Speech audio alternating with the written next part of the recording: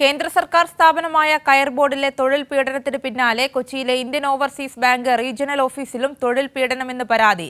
മേലുദ്യോഗസ്ഥൻ ജാതിപ്പേര് വിളിച്ച് ആക്ഷേപിച്ച് മർദ്ദിക്കുകയും മാനസികമായി പീഡിപ്പിക്കുകയും ചെയ്തുവെന്ന് ചൂണ്ടിക്കാട്ടി അസിസ്റ്റന്റ് മാനേജർ നൽകിയ പരാതിയിൽ സെൻട്രൽ പോലീസ് കേസെടുത്തു.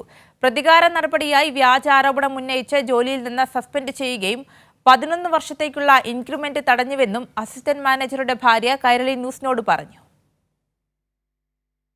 സിംഗ് അടിക്കുകയും നിതീഷ് കുമാർ സിൻഹ ഇതിൻ്റെ പരാതി നമ്മളിങ്ങനെ അടിച്ചു എന്ന് പറഞ്ഞതിൻ്റെ പേരിൽ എൻ്റെ ഹസ്ബൻഡിനെ കാലെ പിടിപ്പിക്കുകയൊക്കെ ചെയ്തിട്ടുണ്ട്. ചായം പലഹാരം വാങ്ങിച്ചിട്ട് വരണം, ലേഡീസ് സ്റ്റാഫിന് വാങ്ങിച്ചിട്ട് വരണം, എനിക്ക് മരുന്ന് വാങ്ങിച്ചിട്ട് വരണം എന്നൊക്കെ പറഞ്ഞപ്പോൾ ഹസ്ബൻഡ് പറഞ്ഞു പറ്റത്തില്ല, എനിക്ക് ബാങ്കിൻ്റെ ജോലി ഉണ്ടെന്ന് പറഞ്ഞു.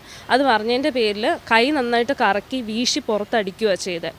Indian overseas bank Kochi regional ഓഫീസിൽ വെച്ച് കടുത്ത മാനസിക ശാരീരിക പീഡനത്തിന് വിധേയനാകേണ്ടി വന്ന അസിസ്റ്റന്റ് മാനേജറുടെ ഭാര്യയുടേതാണ് ഞെട്ടിക്കുന്ന ഈ വെളിപ്പെടുത്തൽ. ഉത്തരേന്ത്യക്കാരായ മേലുദ്യോഗസ്ഥരുടെ പീഡനം ചൂണ്ടിക്കാട്ടി നൽകിയ പരാതിയിൽ സെൻട്രൽ പോലീസ് കേസെടുത്തു. പോലീസിൽ ഫസ്റ്റ് ടൈം നമ്മൾ മുളകാട് പോലീസ് സ്റ്റേഷനിലാണ് കംപ്ലയിൻറ്റ് ചെയ്തത്. കശ്മീർ സിംഗ് വന്നിട്ട് നമ്മൾ ഭയങ്കരമായിട്ട് ഭീഷണിപ്പെടുത്തി, ഇതുമായിട്ട് മുന്നോട്ട് പോവുകയാണെങ്കിൽ നിൻ്റെ ജീവിതം ഞാൻ തൊലച്ചു എറിയും, കരിയർ തീർക്കും എന്നൊക്കെ പറഞ്ഞുകൊണ്ട് അന്ന് നമ്മൾ കേസ് പിൻവലിച്ചു. അതിനുശേഷം നമുക്ക് ഭയങ്കര ബുദ്ധിമുട്ടായിരുന്നു. ആളുടെ വർക്ക് പ്രഷർ ആണെങ്കിലും ഈ ആവശ്യമില്ലാത്ത ജോലികൾ ചെയ്യിക്കുന്നതാണെങ്കിലും കാസ്റ്റ് വൈസ് ഉള്ള ഒരു ഹ്യൂമിലിയേഷനും എല്ലാം ഭയങ്കര കൂടുതലായിരുന്നു. ഇതിനുശേഷം ഞങ്ങൾ സെൻട്രൽ പോലീസ് സ്റ്റേഷനിൽ പിന്നെയും കംപ്ലയിൻറ്റ് ചെയ്തു, ഈ പണ്ടത്തെ വൈരാഗ്യം വെച്ചിട്ട് നമ്മളോട് തീർക്കുന്നതെന്നുള്ള ഇതിന്.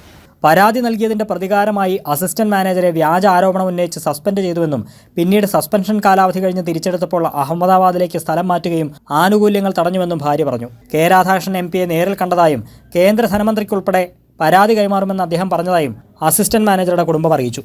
കൈരളി ന്യൂസ്, കൊച്ചി.